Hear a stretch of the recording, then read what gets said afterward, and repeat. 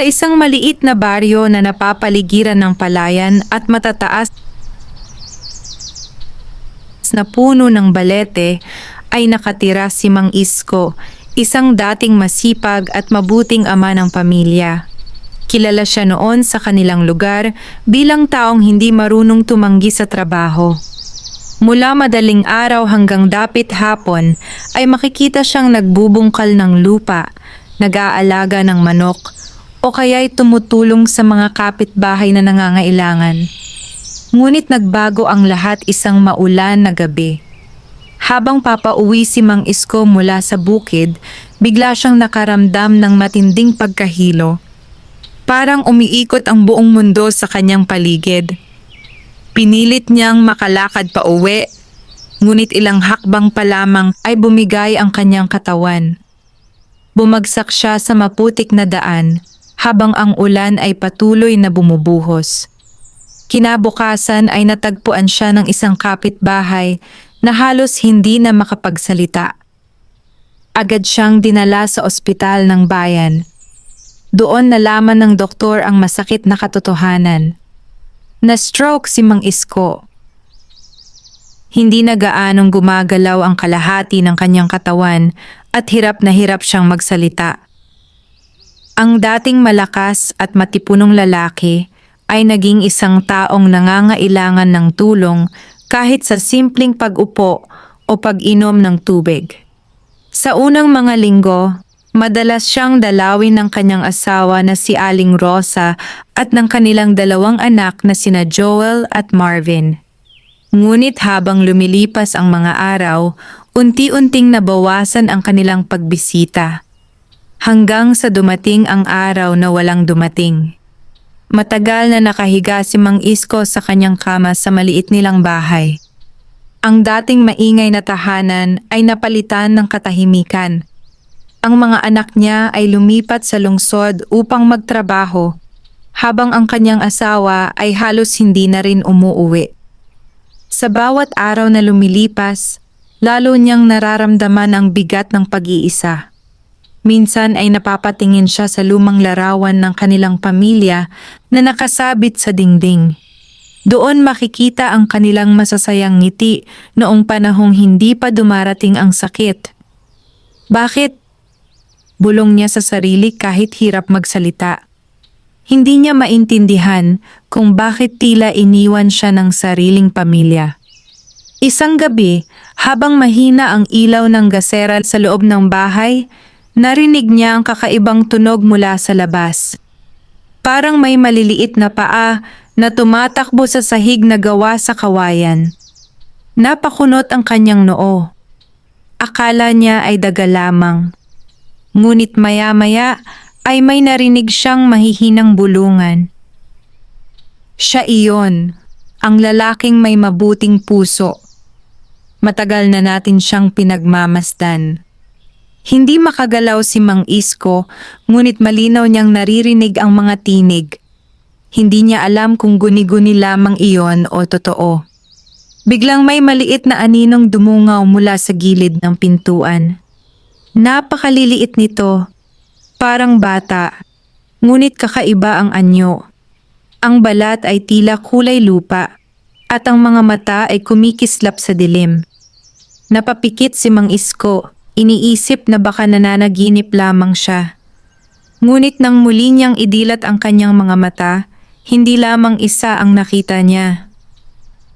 3, 4, 5, mga maliliit na nilalang na nakapaligid sa kanyang kama. Isa sa kanila ang lumapit at nagsalita sa mahina ngunit malinaw na tinig. "Huwag kang matakot, Mang Isko." Nanlaki ang kanyang mga mata. "Hindi ka nag-iisa. Matagal ka na naming kilala." Napansin ni Mang Isko na ang mga nilalang ay may suot na maliliit na damit na tila gawa sa dahon at hibla ng damo. Doon niya napagtanto ang isang bagay na hindi niya inaasahan kailanman. Mga duwende ang nasa harap niya. Ang isa sa kanila, tila pinuno, ay lumapit pa. "Ikaw ang taong tumulong sa aming puno ng balete noon. Nang muntik na itong putulin ng mga tao, ikaw ang nagligtas dito. Unti-unting naalala ni Mang Isko ang pangyayaring iyon, maraming taon na ang nakalipas. Isang matandang puno sa gilid ng bukid ang nais putulin ng may-ari ng lupa. Ngunit pinigilan niya iyon dahil naniniwala siyang may buhay ang mga lumang puno. Hindi niya akalaing may ibang nakakita ng ginawa niyang kabutihan. Ngayon ay narito sila. Ang maliit na pinuno ng mga duwende ay tumingin sa kanya ng may malasakit. Iniwan ka ng mga tao, ngunit hindi ka namin iiwan. May kakaibang init na naramdaman si Mang Isko sa kanyang dibdib. Sa unang pagkakataon matapos ang maraming buwan, hindi na niya naramdaman ang lubos na pag-iisa. At sa gabing iyon, sa loob ng tahimik na bahay na halos nakalimutan na ng mundo, nagsimulang mabuo ang isang kakaibang pamilya. Isang pamilya na hindi niya inaasahan kailanman. Isang pamilya ng mga duwende. Nagising si Mang Isko kinaumagahan na tila mas magaan ang pakiramdam kaysa sa mga nakaraang buwan. Ang sinag ng araw ay dahan-dahang pumapasok sa siwang ng lumang bintana ng kanyang bahay. Ang hangin mula sa bukid ay may dalang amoy ng basang lupa at sariwang damo. Ngunit higit sa lahat, may naririnig siyang mahihinang yabag sa loob ng bahay.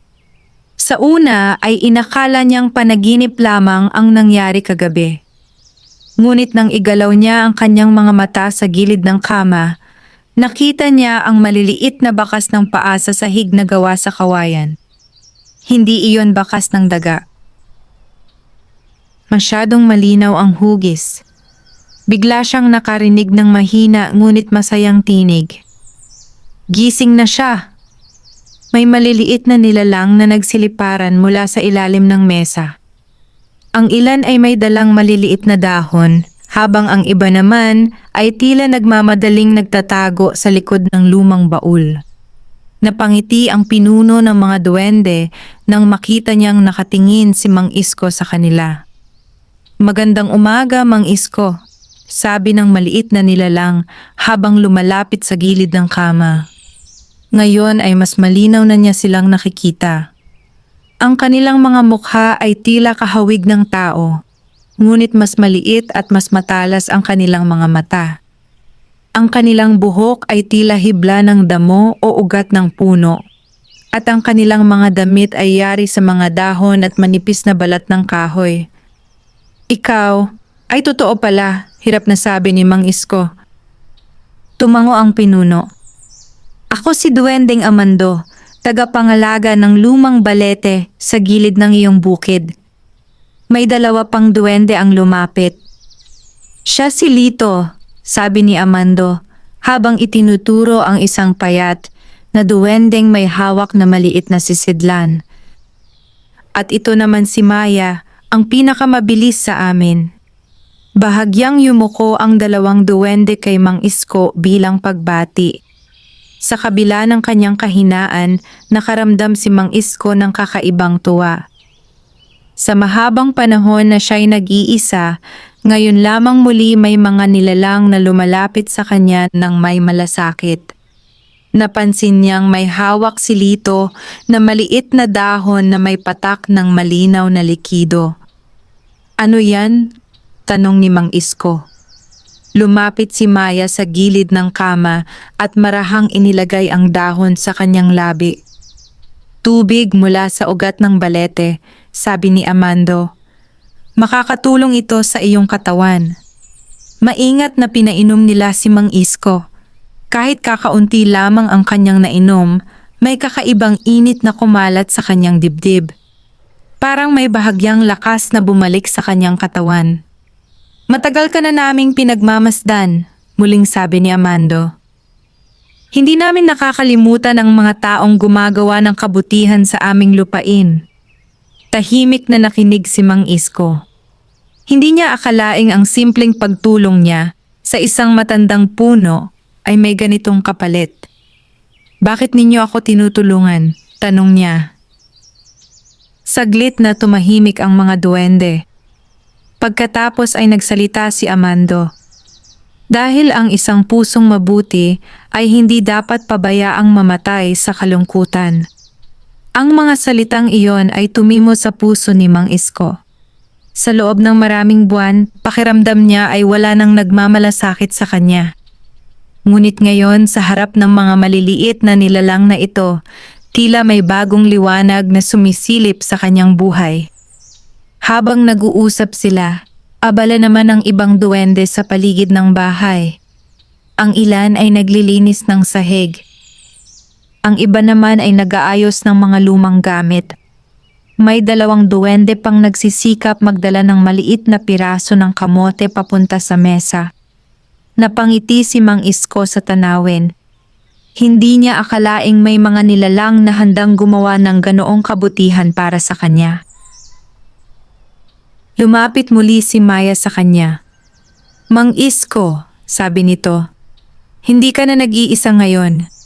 Sa labas ng bahay, unti-unting sumasayaw ang mga dahon ng balete sa ihip ng hangin. At sa ilalim ng lumang puno na iyon, na minsan niyang ipinagtanggol, may isang lihim na mundo na matagal nang naghihintay. Isang mundong hindi niya palubos na nauunawaan. Ngunit iyon ang mundong magiging bahagi na ng kanyang bagong buhay. Habang papalubog ang araw, nakatingin si Mang Isko sa maliit na grupo ng mga duwende na abalang gumagalaw sa loob ng bahay. Sa unang pagkakataon, matapos ang mahabang panahon, may naramdaman siyang bagay na halos nakalimutan na niya. Pag-asa. Ngunit hindi pa niya alam na ang gabing iyon ay simula lamang ng mas malalim na lihim. Isang lihim na nakatago sa ilalim ng matandang puno ng balete. At sa lalong madaling panahon, matutuklasan niya ang mundong hindi nakikita ng karaniwang tao. Lumipas ang ilang araw mula nang unang magpakita ang mga duwende kay Mang Isko. Sa bawat umaga na siya ay nagigising, naroon pa rin sila, parang mga tahimik na bantay na hindi kailanman umaalis sa kanyang tabi. Ang dating tahimik at malungkot na bahay ay unti-unting nagkaroon ng buhay. May mga duwendeng naglilinis ng sahig, may ilan na nagdadala ng maliliit na prutas mula sa kagubatan. Ang iba naman ay nagtitipon ng halamang gamot na kanilang pinakukuluan upang ipainom kay Mang Isko. Hindi man agad gumaling ang kanyang katawan, napansin niyang may pagbabago. Bahagya na niyang naigagalaw ang kanyang mga daliri. Isang hapon, habang nakaupo si Mang Isko sa tabi ng bintana na tinutulungan ni Duwendeng Amando, napansin niyang tila may pinag-uusapan ng ilang duwende sa sulok ng bahay. Parang may mabigat silang iniisip. Lumapit si Maya kay Amando at mahina itong bumulong. Panahon na siguro. Tahimik na tumango ang pinuno. Napansin iyon ni Mang Isko. Ano ang nangyayari? Tanong niya. Lumapit si Amando sa kanyang harapan at tumingala. Mang Isko, sabi nito ng may paggalang. May isang bagay kaming nais ipakita sa iyo. Bahagyang kumunot ang noo ng matanda. Ano iyon? Ngumiti si Maya. Ang tunay naming tahanan. Hindi agad nakaunawa si Mang Isko, ngunit maya-maya nakita niyang abalang gumagalaw ang mga duwende sa paligid niya. Gumawa sila ng maliit na upuang gawa sa kahoy at dahon. Maingat siyang inalalayan upang makaupo roon. Dadalahin namin kayo sa puno ng balete, sabi ni Amando. Hindi nagtagal, nagsimula ang kakaibang paglalakbay. Sa tulong ng maraming duwende, dahan-dahan nilang itinulak ang maliit na upuan palabas ng bahay. Sa unang pagkakataon matapos ang mahabang panahon, muli niyang nakita ang bukid at ang kalangitan sa labas. Ang araw ay papalubog na at ang kulay ng langit ay nagiging kahel at ginto. Tahimik siyang napatingin sa paligid. Ang hangin ay malamig at sariwa. Hindi nagtagal ay narating nila ang matandang puno ng balete sa gilid ng bukid. Ito ang parehong punong minsan niyang ipinagtanggol mula sa mga taong gustong pumutol dito. Napakalaki ng puno. Ang mga ugat nito ay parang malalaking ahas na gumagapang sa lupa. Ang mga sanga naman ay tila yakap ang buong langit. Huminto ang mga duwende sa harap ng isang malaking ugat. Lumapit si Amando at inilagay ang kanyang maliit na kamay sa balat ng puno. May mahina siyang binulong na salita na hindi maintindihan ni Mang Isko. Biglang may nangyari. Unti-unting gumalaw ang bahagi ng ugat ng balete. Parang isang pintuan na dahan-dahang bumubukas. Nanlaki ang mata ni Mang Isko. Sa loob ng ugat ay may makikitang maliit na lagusan na may malambot na liwanag. Maligayang pagdating sa aming tahanan, sabi ni Maya. Dahan-dahang itinulak ng mga duwende ang upuan papasok sa lagusan. Habang papasok sila, napansin ni Mang Isko ang kakaibang tanawin. Ang loob ng puno ay parang isang maliit na mundo. May mga ilaw na tila nagmumula sa mga kabute sa dingding. May maliliit na bahay na yari sa kahoy at dahon. May mga duwending naglalakad at nagtatrabaho sa paligid. Ang ilan ay nag-aalaga ng maliliit na halaman. Ang iba naman ay nagluluto sa maliliit na palayok. Hindi niya akalaing may ganitong mundo sa ilalim ng punong matagal na niyang nakikita sa kanyang bukid. Napakaganda, mahina niyang nasabi. Lumapit si Amando sa kanyang tabi. Matagal ka na naming gustong dalhin dito, sabi ng pinuno. Ngunit hindi pa iyon ang tamang panahon. Huminto sila sa gitna ng isang maliit na liwasan sa loob ng balete. May isang malaking bato sa gitna na tila parang trono. Dito kami nagtitipon, paliwanag ni Maya. Habang pinagmamasdan ni Mang Isko ang paligid, napansin niyang maraming duwende ang tumitigil sa kanilang ginagawa upang tingnan siya. Ang kanilang mga mata ay puno ng paggalang. Siya ang taong nagligtas sa ating tahanan, bulong ng isa sa kanila. Siya ang kaibigan ng balete. Unti-unting lumapit ang mga duwende sa paligid niya. Hindi bilang mga estranghero, kundi bilang isang pamilya na matagal na siyang kinikilala. Sa sandaling iyon, napagtanto ni Mang Isko ang isang bagay. Ang mundong ito, na matagal na niyang hindi alam, ay mas handang tanggapin siya kaysa sa sariling pamilya na iniwan siya.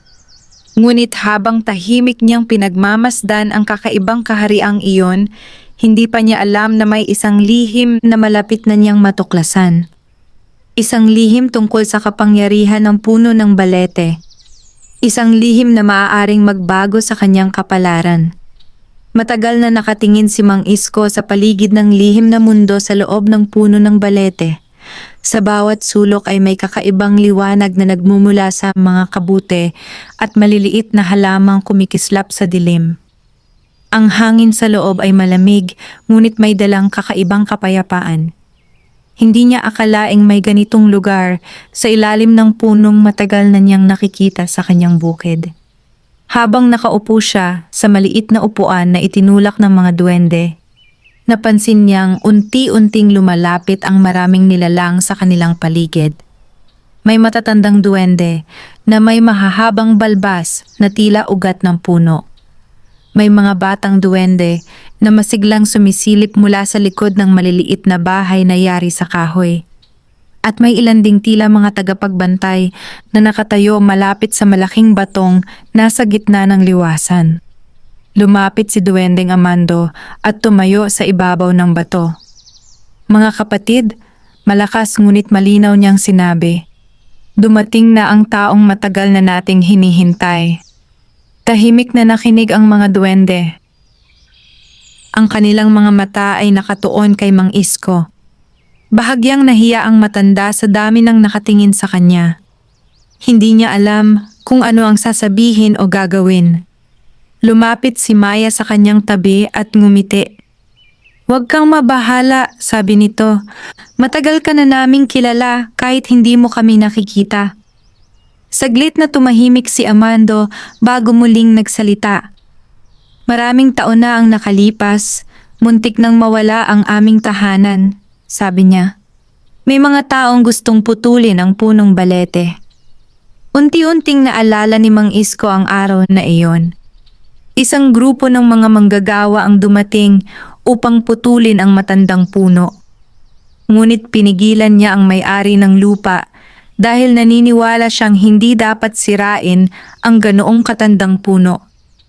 Hindi niya alam noon na may mas malalim na dahilan. Ikaw ang nagligtas sa aming mundo, sabi ni Amando. Tahimik ang buong liwasan habang nagsasalita ang pinuno ng mga duwende. Sa aming lahi, hindi namin nakakalimutan ang mga taong gumagawa ng kabutihan sa kalikasan. May isang matandang duwende ang lumapit mula sa likod ng mga tagapagbantay. Ang kanyang buhok ay kulay pilak at ang kanyang mga mata ay tila may malalim na karunungan. Siya ba ang napili? Tanong ng matanda. Tumango si Amando. Opo, dakilang Lando.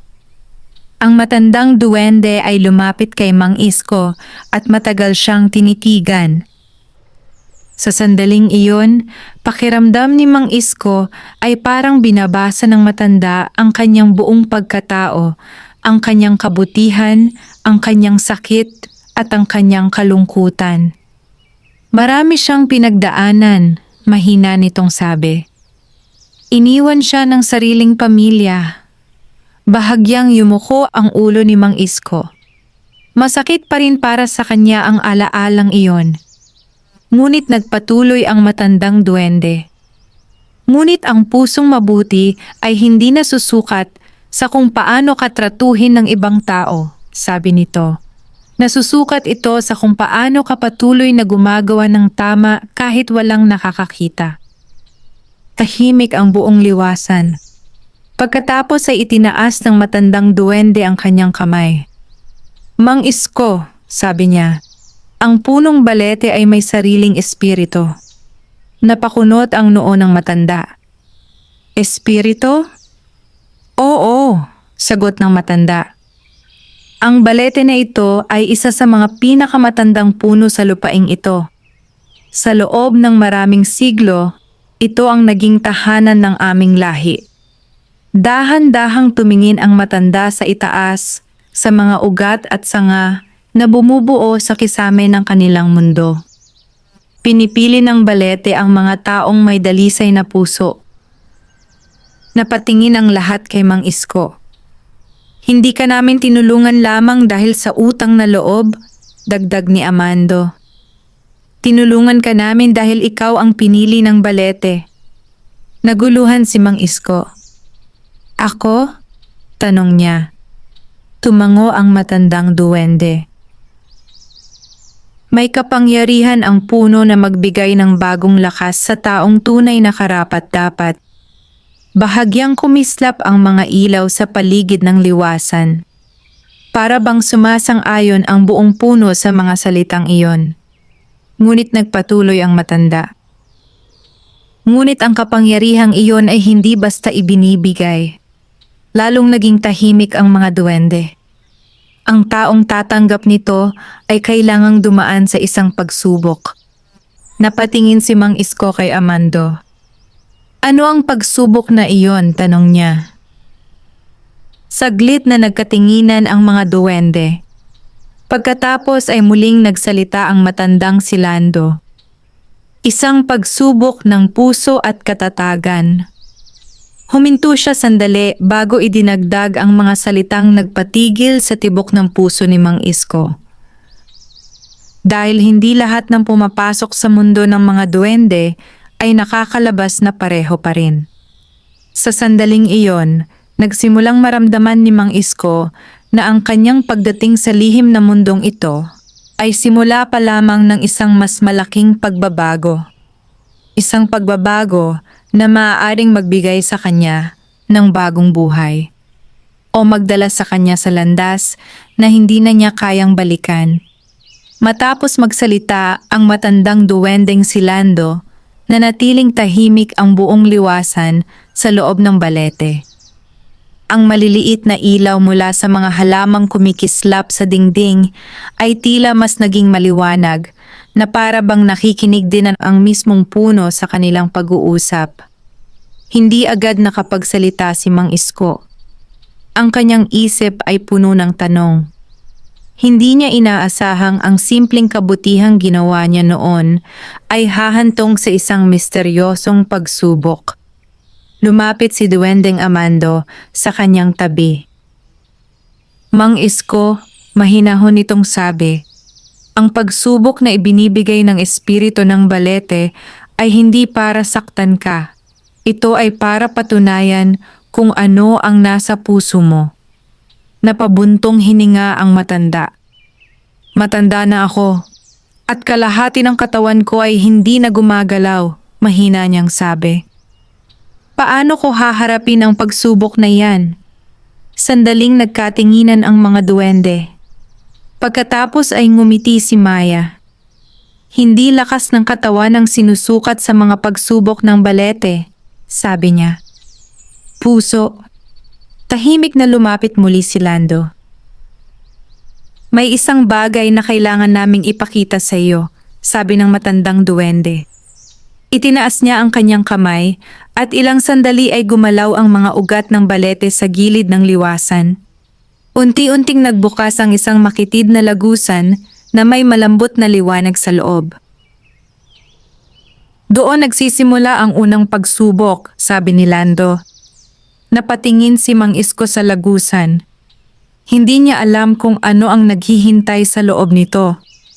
Ngunit may kakaibang pakiramdam na parang may tumatawag sa kanya mula sa loob.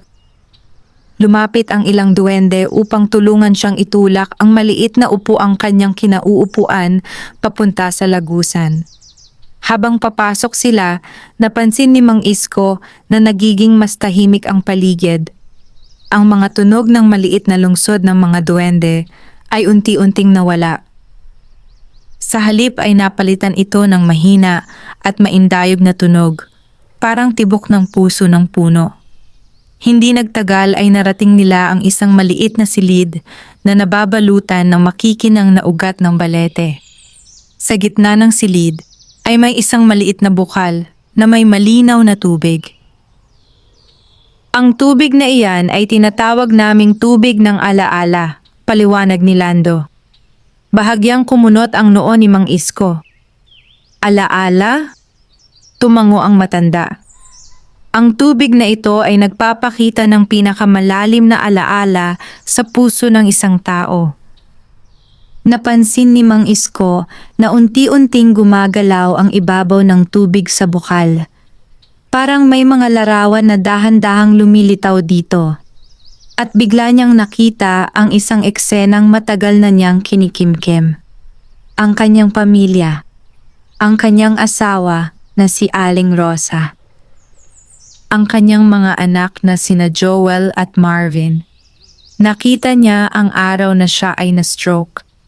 Ang kanilang mga mukha na puno ng pag-aalala. Ngunit nakita rin niya ang mga sumunod na araw, kung paano unti-unting nabawasan ang kanilang pagdalaw. Hanggang sa tuluyan silang nawala. Mahigpit na napapikit si Mang Isko. Masakit pa rin sa kanya ang alaala.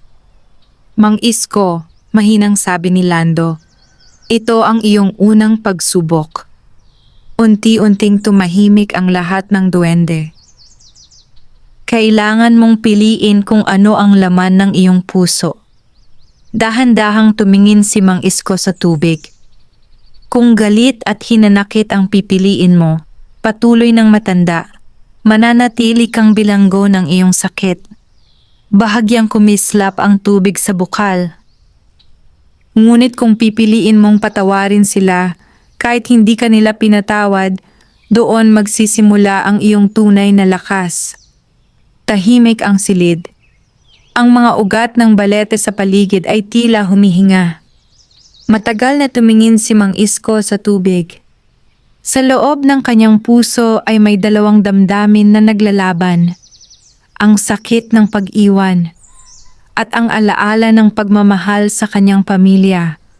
Sa wakas ay nagsalita siya. Masakit. Ang iniwan ka ng sariling dugo, mahina niyang sabi. Tumigil siya sandali. Pero ayokong mabuhay sa galit. Dahan-dahan niyang inilapit ang kanyang kamay sa tubig ng bukal. Pinapatawad ko sila. Sa sandaling iyon, biglang kumislap ang buong silid. Ang tubig sa bukal ay naging parang pilak na liwanag. Ang mga ugat ng balete ay nagliwanag na parang may dumadaloy na enerhiya. Napangiti si Lando.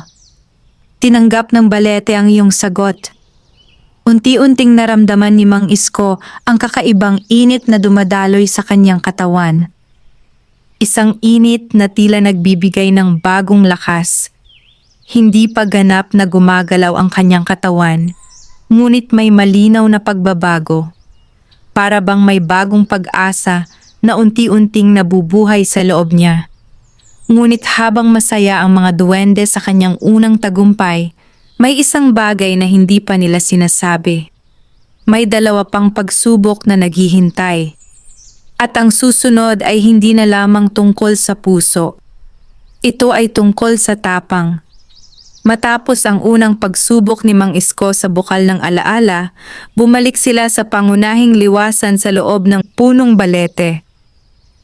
Ang mga duwende ay tila mas magaan ang pakiramdam at marami sa kanila ang nakangiting tumitingin sa matanda. Tinanggap siya ng balete. Ibig sabihin, tama ang kanyang naging desisyon. Ngunit kahit may saya sa kanilang paligid, napansin ni Mang Isko na may kakaibang katahimikan sa mukha ng mga pinuno ng mga duwende. Parang may iniisip pa silang mas mabigat. Lumapit si Duwendeng Amando at tumingin kay Mang Isko. Natapos mo ang unang pagsubok, sabi niya. Ngunit may dalawa pang kailangang pagdaanan. Tahimik na tumango si Mang Isko. Kung ito ang kailangan, handa akong harapin, sagot niya. Lumapit muli ang matandang si Lando. Ang kanyang mga mata ay tila mas seryoso ngayon kaysa kanina. Ang susunod na pagsubok ay hindi na lamang tungkol sa iyong puso, sabi niya. Ito ay tungkol sa iyong tapang. Bahagyang kumunot ang noo ni Mang Isko. Tapang? Tumango ang matanda. May isang nilalang sa kagubatan na matagal nang nagbibigay ng takot sa aming lahi. Nagkatinginan ng ibang duwende sa paligid. Ang ilan ay tila kinakabahan. Maraming taon na ang nakalipas, patuloy ni Lando. May isang espiritu ng gubat na nagalit sa mga tao. Unti-unting humina ang mga ilaw sa liwasan habang nagsasalita siya.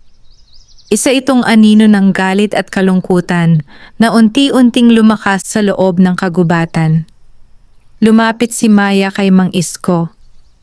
Tinatawag namin siyang tagabantay ng dilim. Nanahimik si Mang Isko habang nakikinig. Hindi siya masamang nilalang noong una, sabi ni Amando. Ngunit dahil sa patuloy na pagsira ng mga tao sa kagubatan, nagbago ang kanyang puso. Nagpakita si Lando ng isang maliit na kristal na bato mula sa kanyang bulsa. Agad na nagliwanag ang bato. Sa loob ng liwanag ay lumitaw ang isang imahe. Isang malaking anino na gumagalaw sa pagitan ng mga puno. Ang mga mata nito ay tila nagliliyab sa galit. Siya ang nagbabantay sa hangganan ng kagubatan, sabi ni Lando. Hindi namin siya kayang lapitan. Bakit? Tanong ni Mang Isko. Sumagot si Maya. Dahil para sa kanya lahat ng tao ay kaaway. Saglit na tumahimik ang mga duwende. Pagkatapos ay muling nagsalita si Lando. Ngunit ang balete ay naniniwala na may isang taong maaaring kausapin siya. Napatingin ang lahat kay Mang Isko. Isang taong hindi na naghahanap ng kapangyarihan, sabi ng matandang duwende. Kundi kapayapaan. Napabuntong hininga si Mang Isko. Ako ba ang gusto ninyong humarap sa nilalang na iyon? Tumango si Amando. Hindi upang labanan siya, sabi niya, kundi upang kausapin. Napatitig si Mang Isko sa lupa. Ang kanyang katawan ay mahina pa rin. Kahit ang simpleng paggalaw ay mahirap pa para sa kanya. Ngunit may naalala siyang sinabi ng matandang duwende sa unang pagsubok. Hindi lakas ng katawan ang sinusukat ng balete, kundi ang puso. Unti-unti siyang tumingin kay Amando. Kung iyon ang kailangan upang maprotektahan ang inyong tahanan, sabi niya, gagawin ko. Sa sandaling iyon, bahagyang nagliwanag ang kisame ng balete. Para bang narinig ng espiritu ng puno ang kanyang sagot. Ngunit may isang bagay na hindi pa nila sinasabi kay Mang Isko. Ang nilalang na tinatawag nilang tagabantay ng dilim ay hindi lamang isang galit na espiritu. Ito ay isang nilalang na matagal nang hindi nakakakita ng kabutihan sa puso ng tao. At kung magkamali si Mang Isko, maaaring hindi na siya makabalik mula sa kagubatan. Habang naghahanda ang mga duwende para sa kanyang paglalakbay, tahimik na nakatingin si Mang Isko sa malayong lagusan ng balete. Sa labas nito ay naghihintay ang madilim na kagubatan, isang lugar na puno ng lihim. At sa kaibuturan nito ay naghihintay ang nilalang na magiging ikalawang pagsubok ng kanyang kapalaran. Tahimik ang kagubatan ng gabing iyon. Ang buwan ay kalahati lamang ang liwanag at ang malamig na hangin ay dumadaloy sa pagitan ng matataas na puno. Ang mga dahon ay marahang kumakaluskos, tila may ibinubulong na lihim ang kalikasan. Sa ilalim ng matandang puno ng balete, naghahanda ang mga duwende para sa paglalakbay ni Mang Isko. Maingat siyang inilagay sa isang maliit, ngunit matibay na kariton na ginawa ng mga duwende mula sa kahoy ng balete. Ang kariton ay may mga gulong na gawa sa matitigas na ugat at pinatibay ng mga hibla ng damo. Si Amando at Maya ang nasa unahan. Sila ang sasama kay Mang Isko hanggang sa hangganan ng kagubatan. Hindi kami maaaring lumampas sa hangganan, sabi ni Amando habang dahan-dahan nilang itinutulak ang kariton palabas ng lagusan ng balete. Doon na nagsisimula ang teritoryo ng tagabantay ng dilim. Tahimik na tumango si Mang Isko. Hindi niya maitatanggi na may kaba sa kanyang dibdib. Hindi dahil sa takot para sa sarili niya, kundi dahil alam niyang hindi siya maaaring magkamali. Habang papalalim sila sa kagubatan, napansin niyang unti-unting nagbabago ang paligid.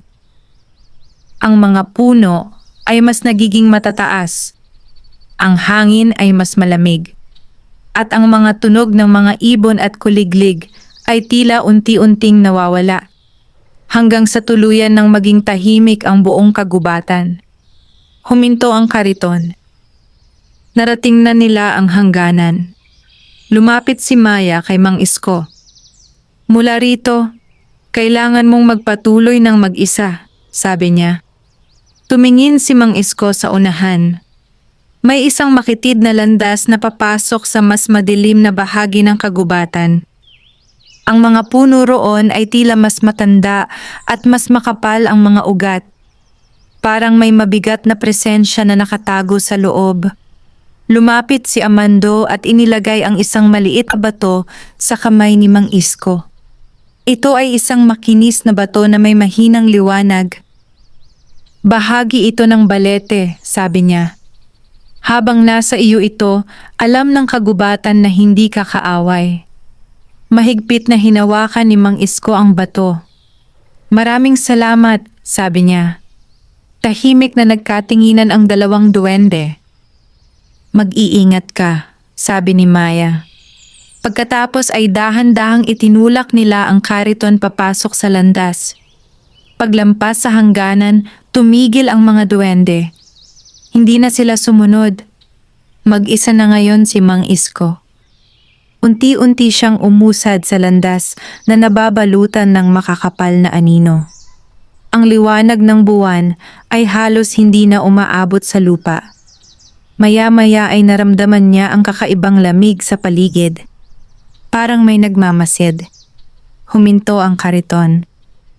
Biglang may malakas na hangin na dumaan sa pagitan ng mga puno. Ang mga sanga ay kumaluskos na parang may dumaan na malaking nilalang. At pagkatapos, may dalawang nagliliyab na mata ang lumitaw sa dilim. Malalaki. Mabigat ang titig. Unti-unting lumabas mula sa anino ang isang napakalaking nilalang. Ang katawan nito ay parang gawa sa usok at anino. Ang mga braso nito ay mahahaba at tila nagiging bahagi ng mga ugat ng mga puno. Ang mga mata nito ay nagliliyab na parang uling. Ang tagabantay ng dilim. Tumigil ang hangin. Ang buong kagubatan ay tila naghintay sa susunod na mangyayari. Dahan-dahang nagsalita ang nilalang. Ang tinig nito ay parang dumadagundong na kulog sa malayo. Isa kang tao. Mahigpit na hinawakan ni Mang Isko ang bato mula sa balete. Oo, sagot niya ng mahinahon.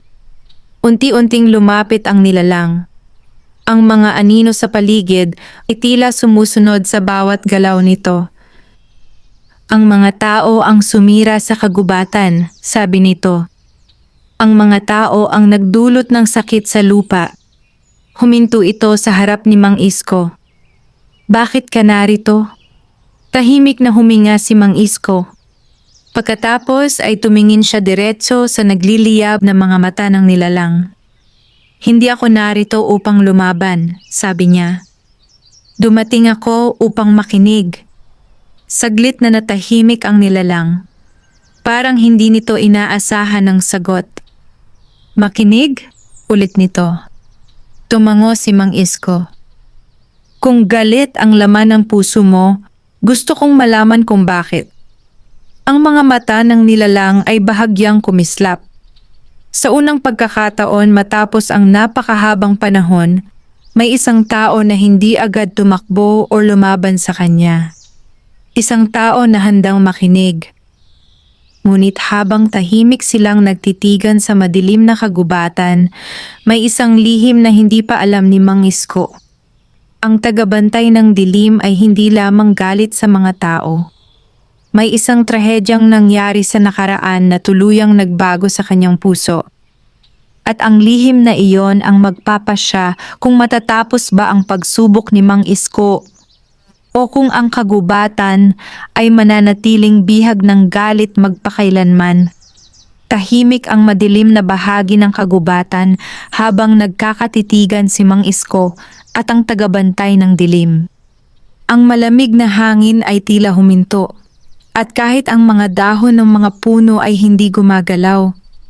Ang dalawang nagliliyab na mata ng nilalang ay nakatuon sa matandang lalaki. Matagal na panahon na rin mula nang may taong naglakas loob na tumingin sa kanya ng walang takot.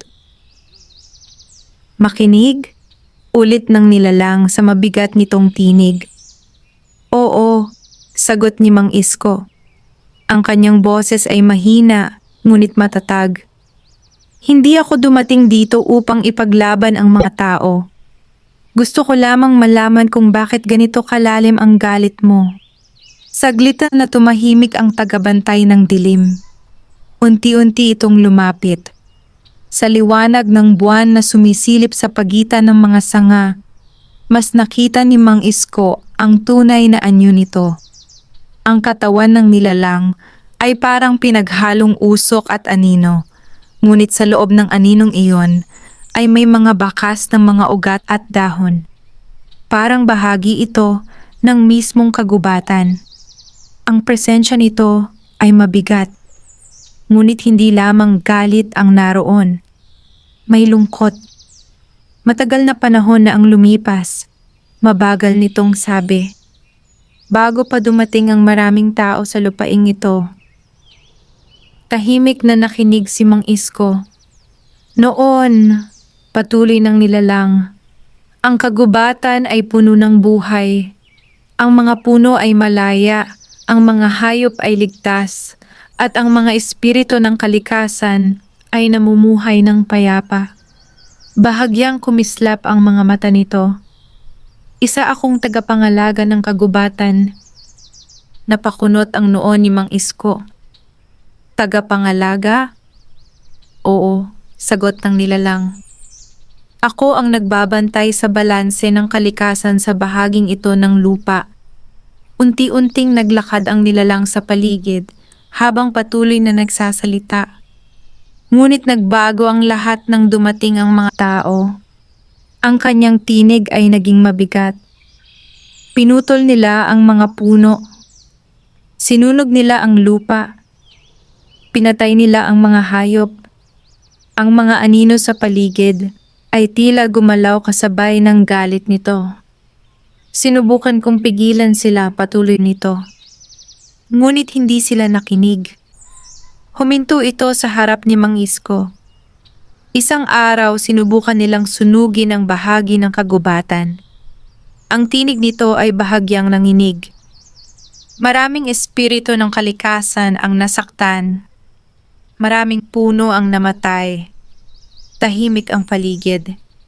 Pagkatapos ay dahan-dahang sinabi ng nilalang ang pinakamasakit na bahagi ng kanyang alaala. At sa apoy na iyon, nawala ang aking pamilya. Nanlaki ang mata ni Mang Isko. Hindi niya inaasahan ang narinig. Ang galit ng nilalang ay hindi lamang dahil sa mga puno. Ito ay dahil sa pagkawala. Simula noon, patuloy ng tagabantay ng dilim. Hindi ko na pinagkatiwalaan ang mga tao. Unti-unting nagdilim ang mga anino sa paligid. Para sa akin, lahat ng tao ay pareho. Tahimik na yumuko si Mang Isko. Hindi niya maitatanggi na may mga taong gumawa ng ganoong kasalanan sa kalikasan. Ngunit dahan-dahan siyang nagsalita. Hindi ko kayang baguhin ang ginawa ng iba, sabi niya. Tumigil ang nilalang. Ngunit nagpatuloy si Mang Isko. Ngunit hindi lahat ng tao ay ganoon. Unti-unti niyang inilabas ang maliit na batong ibinigay ng mga duwende. Ang bato ay mahinang nagliliwanag sa kanyang kamay. Kung lahat ng tao ay masama, bakit ako pinili ng balete? Tanong niya. Saglit na natahimik ang tagabantay ng dilim. Tinitigan nito ang maliit na liwanag mula sa bato. Parang may alaala itong naaalala. Matagal na panahon na rin mula nang makita nito ang isang taong pinili ng kagubatan. Hindi mo sinira ang balete, mahina nitong sabi. Pinrotektahan mo ito. Tumango si Mang Isko. Dahil alam kong may buhay ang kalikasan. Tahimik na naglakad ang nilalang palapit sa kanya. Ang mga anino ay tila humupa. Kung totoo ang sinasabi mo, sabi nito, patunayan mo. Napatingin si Mang Isko. Paano? Unti-unting itinuro ng tagabantay ng dilim ang mas malalim na bahagi ng kagubatan. May mahinang liwanag na nagmumula roon. May isang bahagi ng kagubatan na patuloy na namamatay, sabi nito. Isang lugar na nasunog noon. Huminto ito sandali. Kung kaya mong ibalik ang buhay doon, maniniwala akong may kabutihan pa sa puso ng tao. Tahimik na tumingin si Mang Isko sa malayong liwanag sa kagubatan. Hindi niya alam kung paano niya gagawin iyon. Mahina ang kanyang katawan. Ngunit alam niyang ito ang ikalawang pagsubok ng balete. Ang patunayan na ang isang tao ay maaari ring maging tagapangalaga ng kalikasan. Ngunit hindi pa niya alam na ang nasunog na bahagi ng kagubatan ay may mas malalim na lihim.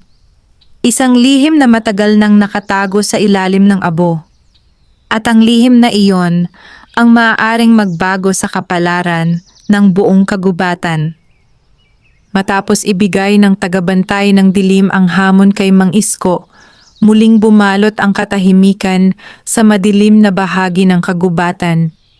Ang malamig na hangin ay dumaan sa pagitan ng mga puno, at ang liwanag ng buwan ay bahagyang sumisilip sa pagitan ng mga sanga.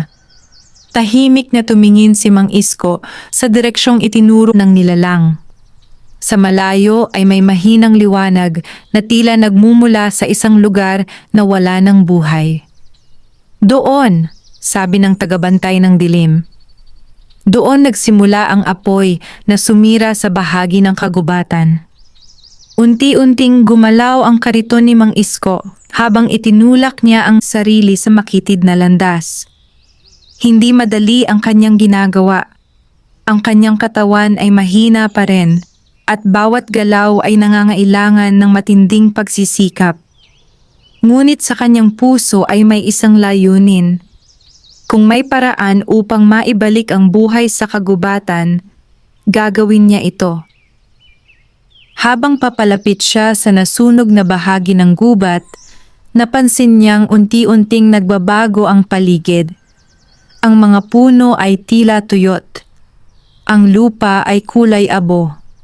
At sa hangin ay may amoy pa rin ng lumang usok na matagal nang nakabaon sa lupa. Huminto siya sa gilid ng isang maliit na clearing. Ito na marahil ang lugar na tinutukoy ng tagabantay ng dilim. Ang lupa ay tila patay. Walang damo. Walang mga halaman. Parang isang sugat sa gitna ng kagubatan. Tahimik na bumuntong hininga si Mang Isko. "Napakalungkot ng lugar na ito," bulong niya. Ngunit habang pinagmamasdan niya ang lupa, may napansin siyang kakaiba. May isang maliit na bahagi ng lupa na tila bahagyang kumikislap sa ilalim ng abo. Napakunot ang kanyang noo. Dahan-dahan siyang bumaba mula sa kariton at gumapang papunta sa kumikislap na bahagi ng lupa. Hindi madali ang paggalaw para sa kanya, ngunit pinilit niyang maabot ito. Maingat niyang hinawi ang makapal na abo gamit ang kanyang kamay. Unti-unting lumitaw ang isang maliit na bagay. Isang butong kahoy. Ngunit hindi ito karaniwang buto. Ito ay kumikislap na parang may sariling liwanag. Nanlaki ang mata ni Mang Isko. "Isang binhi," mahina niyang sabi. Biglang narinig niya ang tinig ng tagabantay ng dilim mula sa likuran. Ang binhi ng unang puno na nasunog sa lugar na ito. Napalingon si Mang Isko. Nakatayo ang malaking nilalang sa gilid ng clearing. Tahimik na pinagmamasdan siya. "Akala ko ay tuluyan na itong nawala," sabi nito. Maingat na kinuha ni Mang Isko ang maliit na binhi sa kanyang kamay. Ang liwanag nito ay tila nagiging mas maliwanag habang hawak niya ito. "Kung buhay pa ang binhing ito," sabi niya, "may pag-asa pa ang kagubatan." Tahimik na tumingin ang tagabantay ng dilim. Matagal na panahon na rin mula nang may magsabi ng ganoong salita sa lugar na iyon. Ngunit ang lupa ay patay na, sabi ng nilalang. Hindi na ito kayang magpalago ng bagong buhay. Dahan-dahang tumingin si Mang Isko sa paligid. Pagkatapos ay naalala niya ang maliit na batong ibinigay sa kanya ng mga duwende. Ang bato mula sa balete. Maingat niyang inilagay ang bato sa tabi ng binhi. Ang balete ay puno ng buhay, sabi niya.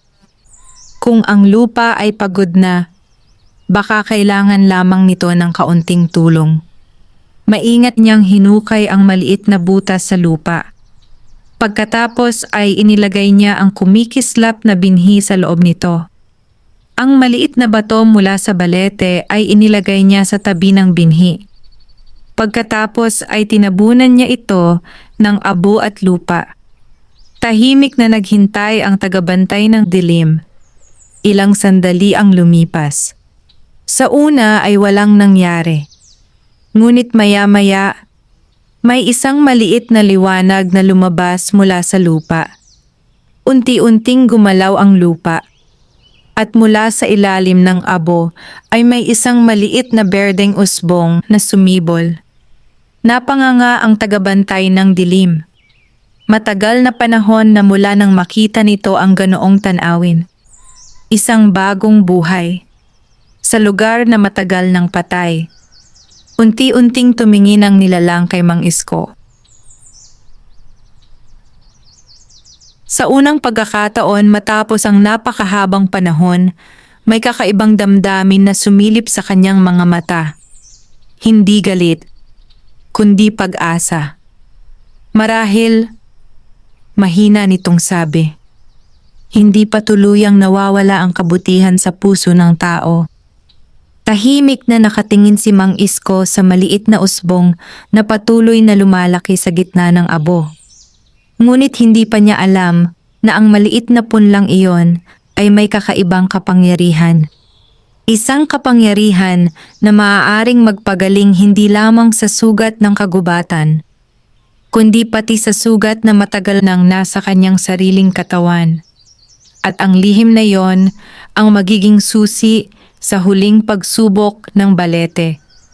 Tahimik na nakatayo ang tagabantay ng dilim habang pinagmamasdan ang maliit na usbong na tumubo mula sa lupaing matagal nang natabunan ng abo.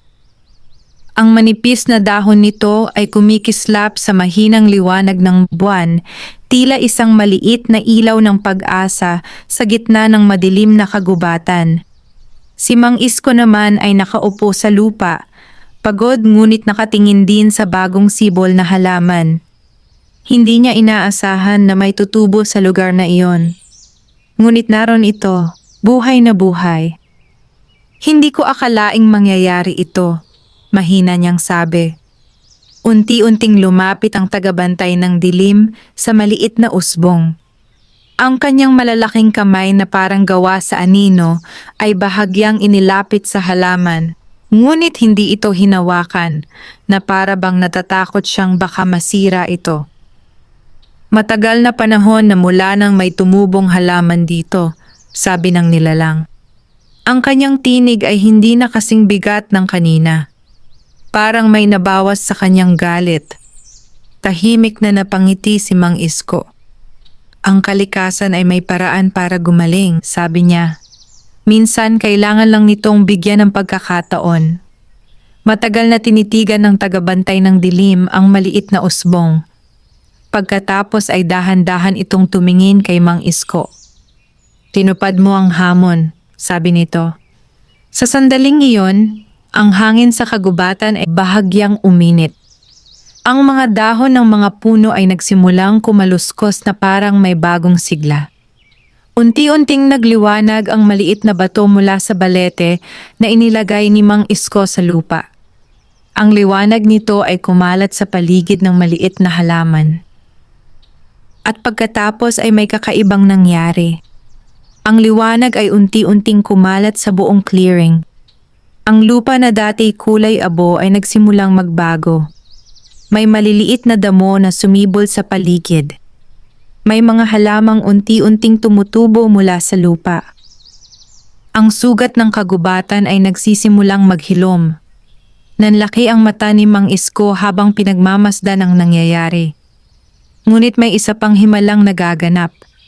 Unti-unti niyang naramdaman ang kakaibang init na dumadaloy sa kanyang katawan, katulad ng init na naramdaman niya matapos ang unang pagsubok sa loob ng balete. Ngunit ngayon ay mas malakas ito.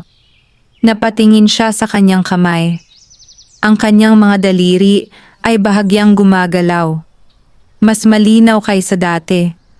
Dahan-dahan niyang sinubukang igalaw ang kanyang braso. At sa unang pagkakataon, matapos ang matagal na panahon, sumunod ang kanyang katawan. Napabuntong hininga siya sa gulat. Hindi ito posible, bulong niya. Lumapit ang tagabantay ng dilim at tumingin sa kanya. Ang balete ay nagbibigay ng buhay sa mga taong may pusong nagmamalasakit sa kalikasan, sabi ng nilalang. Tinanggap ka ng kagubatan bilang kaibigan. Unti-unting tumayo si Mang Isko. Hindi pa ganap ang kanyang lakas, ngunit kaya na niyang tumayo sa sariling paa. Ang matagal na niyang inaakalang imposibleng mangyari ay unti-unting nagiging totoo. Sa malayo, sa loob ng balete, naramdaman ng mga duwende ang pagbabago sa kagubatan. Lumabas sila mula sa kanilang lihim na tahanan. At nang makita nila ang bagong buhay na tumutubo sa dating nasunog na lugar, napangiti sila. Natapos niya ang pagsubok, sabi ni Maya.